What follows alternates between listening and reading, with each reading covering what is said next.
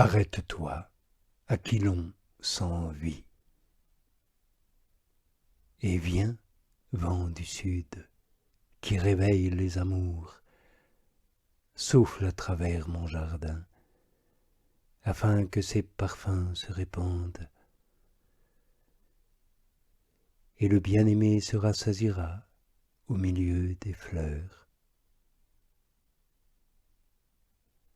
En plus des effets exposés lors des évocations précédentes, la sécheresse spirituelle pourrait également nuire à l'âme et l'empêcher de goûter les douceurs et les suavités intérieures dont il a été parlé.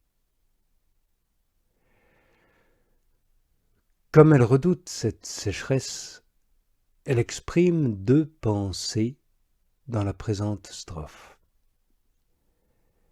La première est de fermer la porte à la sécheresse spirituelle pour ne pas la laisser entrer. L'épouse veille bien à ne pas perdre la dévotion.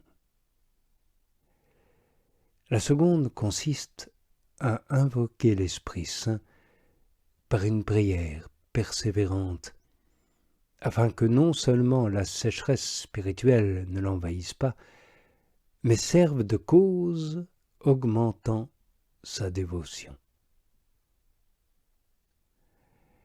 De la sorte, l'âme s'applique à l'exercice intérieur des vertus, afin que son bien-aimé y trouve plus de joie et de complaisance.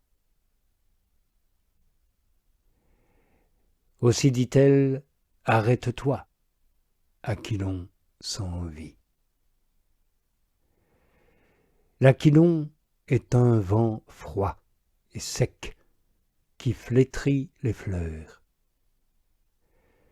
Comme la sécheresse spirituelle produit le même résultat dans l'âme, l'épouse l'appelle Aquilon sans vie, parce qu'elle enlève la suavité et le contentement de l'esprit. De l'effet qu'elle produit vient le nom d'Aquilon sans vie. La cause de cette sécheresse est que l'âme ne peut plus rien avec le secours de ses puissances, jusqu'à ce que le bien-aimé les mette lui-même en action et les fasse agir actuellement. L'épouse désire donc se maintenir dans la suavité de l'amour du bien-aimé et commande à la sécheresse spirituelle de s'arrêter. Cela indique la diligence qu'elle apporte par ses œuvres à empêcher la sécheresse d'avancer, en se tenant bien à l'abri des occasions dangereuses. Elle poursuit disant « Viens, vent du sud, qui réveille les amours ». Le vent du sud est tout différent de l'Aquilon. On l'appelle communément le vent d'automne. Son souffle est doux, il apporte la pluie et fait germer les herbes et les plantes.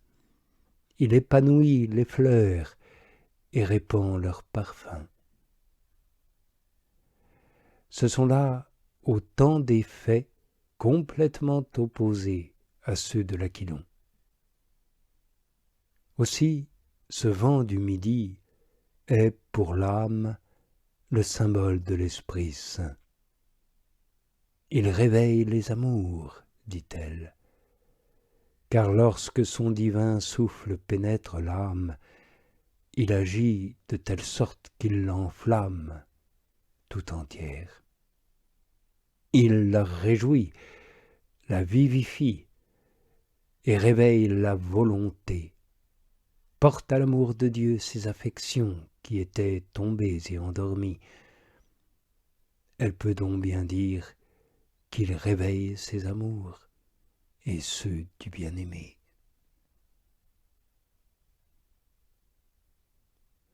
Souffle à travers mon jardin, Nous l'avons déjà dit, l'âme de l'épouse est la vigne fleurie de vertu. Ici on l'appelle un jardin, où sont plantées les perfections et les vertus énumérées déjà et signifiées par les fleurs. Remarquons-le bien, dans ce vers, l'épouse ne dit pas « souffle dans mon jardin », mais « souffle à travers mon jardin ». Et il y a là une très grande différence.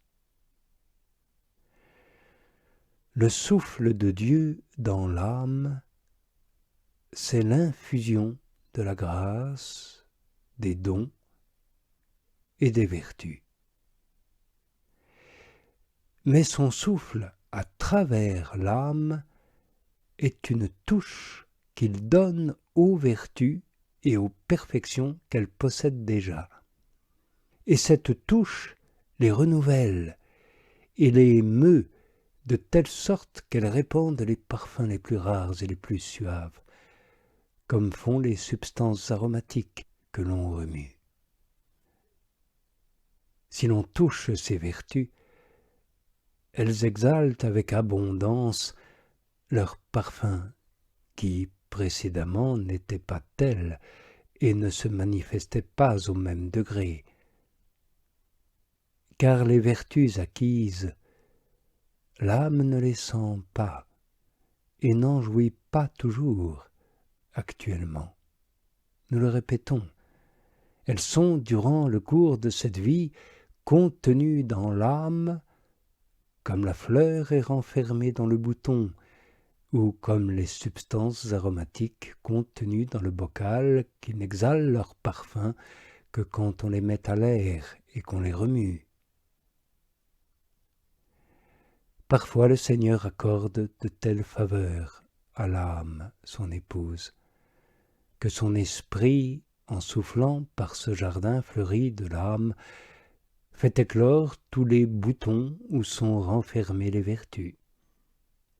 Il découvre toutes ces substances aromatiques, des dons, des perfections et des richesses de l'âme. Il en manifeste le trésor et l'abondance et en déploie toute la beauté.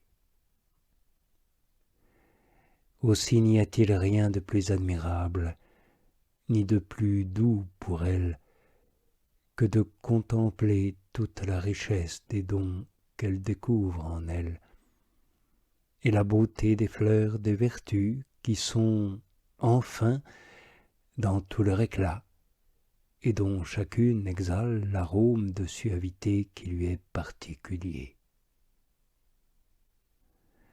C'est là ce qu'elle appelle répandre ses parfums, comme elle le dit dans le vers suivant que nous aborderons demain, afin que ces parfums se répandent.